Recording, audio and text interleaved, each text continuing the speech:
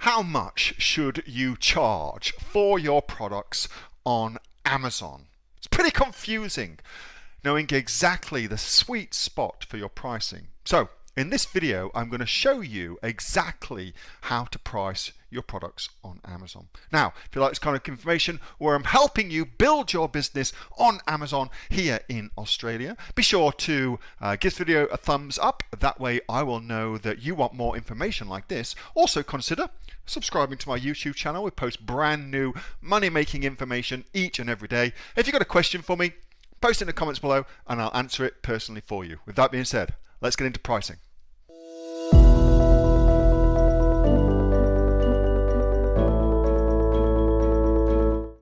One of the products or product ranges that I used to sell in my own Amazon business, and it's a thing that I've kind of gone back to quite a few different times, whether that's in my own Amazon business or in partners' businesses or consulting clients' businesses, is skincare.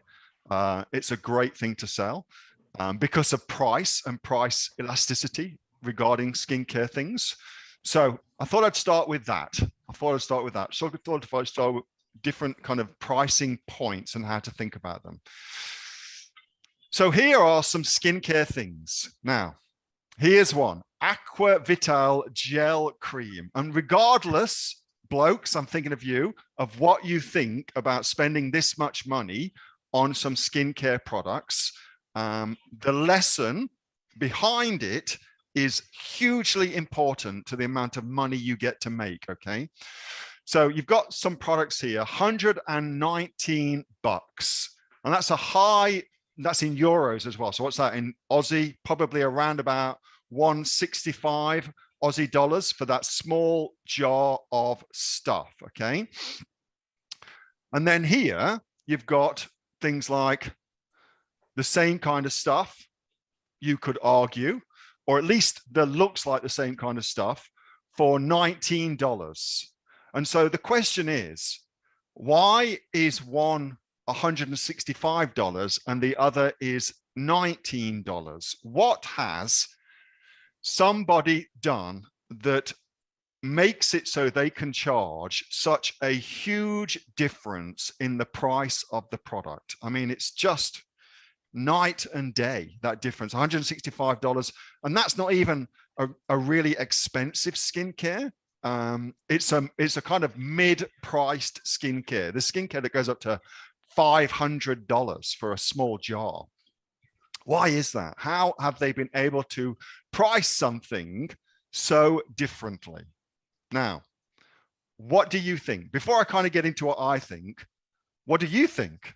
How have they been able to do that? What is the thing that they have been able to create, that has enabled them to charge such a huge amount more for this? Let's just click into it so we can have a good look at it. Why is this? I mean, what's it got going on for it? All right, let's see what you've got. Cosmetics, it's been marketed differently. The brand name, the marketing spin, the perceived better quality and better for your skin. Make it look expensive. That's an interesting one. Packaging. The packaging, very, very important. Yeah. The brand and the patent behind it. Let's come back to patent. I'm going to make a note of patent because I want to come back to that. The lab thing, choose a high-end ingredients, the luxury packaging, the location. So the place it was made in, Switzerland. All right. And hyaluronic acid, clean nation. All right. So all of those things are correct. All of those things are correct. Okay. So, and I think what that comes back to is a perception of value. So through a lot of social engineering and marketing, they have been able to create a perception of value. Now, an interesting question for you. Let's just take this one, okay? Just because we're here.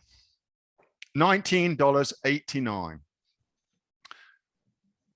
What would happen if the only thing I did to this product was made the price, instead of $19.89, $99.89, what would happen to the way this product is perceived if the only thing I changed was the price of the product, and just kind of 5x'd it, took it from $20 to $100?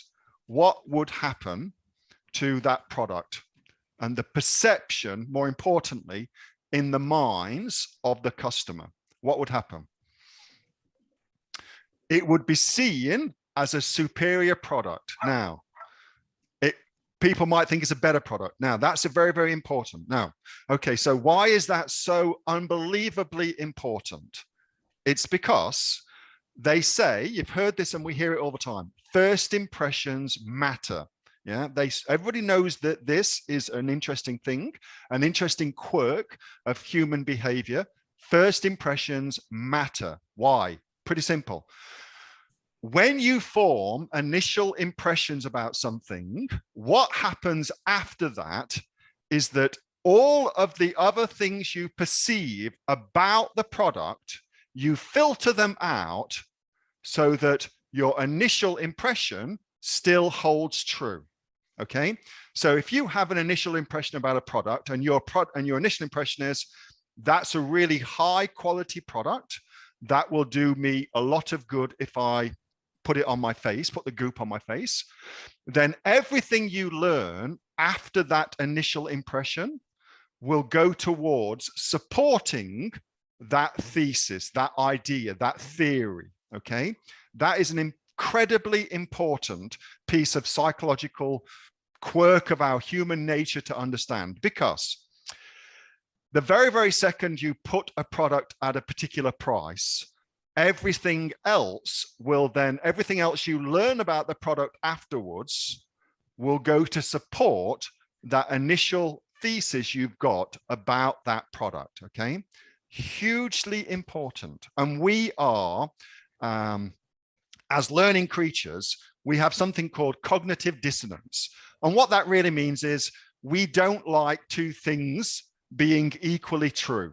We don't like to have two equally true ideas that we hold about a thing. So if our first impression is it's a great product, and then we start seeing things that don't support that, we actually filter those things out. Important that you understand that. Cognitive dissonance. Okay, so how can we use that when it comes to pricing things? Well, as you have already discovered, the price sets our perception of quality about a particular thing. So if all we did was just change the price of this to $99.89, our perception of the product would elevate, and we would think it was a very, very high quality product. And more importantly, everything we saw about the product afterwards, all this other stuff, would go to support that initial understanding, that initial perception, that initial awareness of the product. Okay, that is a very, very interesting quirk of nature. Okay, very, very interesting quirk of nature. So let's come back to this, because now this is a very, very important thing to wrap your head around. Okay, let's just see if we can click on and get a better picture of this. I mean, these images are not particularly fantastic. Would you agree? I mean, they're not like, you know, very pretty woman with clear skin, fantastic picture of the goop. As Amazon entrepreneurs, these are not high quality images. Okay, these are not high quality images. But again, because this is there, I don't want to say it doesn't matter, but everything now we're looking at, we filter through that initial impression of the product. Okay, so price, therefore, is massively, massively important, So hold that thought, So that's one element of price to consider as we're going through. And I mentioned that I wanted to talk about patents. Okay, so let's just talk about patents Now, not a particularly popular opinion, especially amongst the legal profession. I used to be a partner in a law firm quite a long time ago now, and we didn't do patents and things like that. We actually did wills and powers of attorneys, things like that. Anyway, so patents are very, very useful for lawyers because it's a great way for them to protect intellectual property and things like that. So super important. And they are useful for Amazon sellers because it allows us to get access to brand registry. And they are useful for customers because it allows us to put a little registered trademark next to things, and there's a perception of that. But a patent in and of itself is not a particularly useful thing, okay? So there's a difference between those things. So the reason I get patents, so me and Kate Ingham, we were actually talking about this over the weekend. We're just patenting some stuff for the new business that we're putting together for everybody. Kate and I were talking about this, and the reason I wanted to get a patent was not so that I could protect the brand and things like that. It's so that I could get access to knocking competitors out, and also so I could get access to brand registry on Amazon. That's it. That's the only thing I wanted it for, okay? Which is different. So, but within this context, with regards to price, the important thing about a patent is the ability to get that little R for a registered patent on your product, okay? And that is arguably an important thing to get, but in and of itself, not so important. Next thing to go discuss. Pricing should be relative to the market. So I'm going to point it out and then I'm going to ask you to ignore it, okay? Here's the price of this product, $33.48. Here's the price of this product, $19.45, okay? Again, check it out. Think about the difference in these two things. Now, a question for you, and thank you, Kate, for the distinguishing there. We are trademarking, not patenting, and that's exactly right. The difference is between these two things is the price, but also in terms of the branding, okay? So one has got that brand and the other's got that brand. Now, a question for you. Who do you think, like if you had to think about the person that this particular product targets, and you had to think about an age for them, let's say it's a female, okay? And you had to think about an age for them. What age would you say this product targeted? What age would you say this product targeted? If you had to think about an age, what would be the age? So the ladies, 40 plus, 50 plus, 50 plus, older people, 50 plus. Yep. Okay. So their marketing is aimed at, and I agree, it's aimed at older people. Okay. Next thing.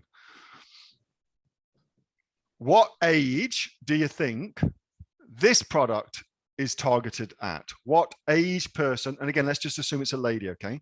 What age do you think this person is targeted to? 20 to 30, 20 plus, 30, yeah, 20 plus, okay. Younger, absolutely. Okay, good, well done, I agree.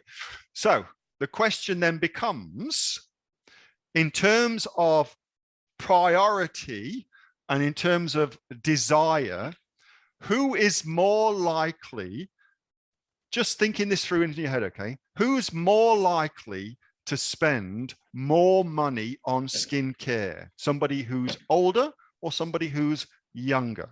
Older, because, you know, they can see. They say, you know, selling prevention is very, very difficult. Selling cure is much, much easier. So send the cure for something. And if you are looking at your face every day in the mirror and seeing lines appearing on it, well, then you're looking for a cure, okay? Which is why selling to that particular market segment is very, very important if you're wanting to charge higher prices. And again, I would say, what do you think here? Do you think that's aimed at younger person or older person? Rich mid-range, yeah. Okay, so what does that tell us? What have we learned in that? Well, the first thing we've learned is that once you set a price, everything else that you put on your listing, your customer will filter out to support their initial impression of that particular product, okay? So if your product is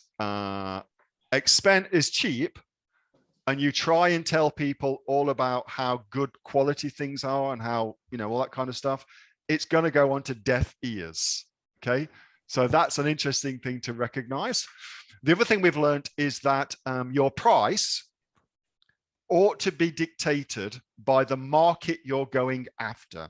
And so when you're putting together a product, you ought to start, therefore, with your perfect customer and kind of work your way backwards from that. Like, who is the perfect person that you want to sell to? And then work your product out based on who that person is. Okay. But it works, but if you sell it for a big price, perhaps, Brigitte, perhaps, but I do know this, things that are more expensive are instantly perceived as being better quality. Instantly. And then because of the quirk of human nature around cognitive dissonance and this concept of first impressions matter, we will then look to support that initial thesis, okay? Which is why on social media, it gets freaking crazy on social media because everybody looks to support their opinions, their beliefs about things, okay? That was a video from my regular Monday night Q&A session with the members of the Aussie Online Entrepreneurs. There are over 2,500 members right here in Australia. We've also got members from other countries as well, but we're mostly in Australia. We've got sales of over $50 million on Amazon here in Australia and indeed right around the world. And if you'd like to find out more about joining us and getting all the benefits of being a member of the Aussie Online Entrepreneurs, get yourself off to www.aussieonlineentrepreneurs.com.au. That link is in the description, and I will see you on the inside.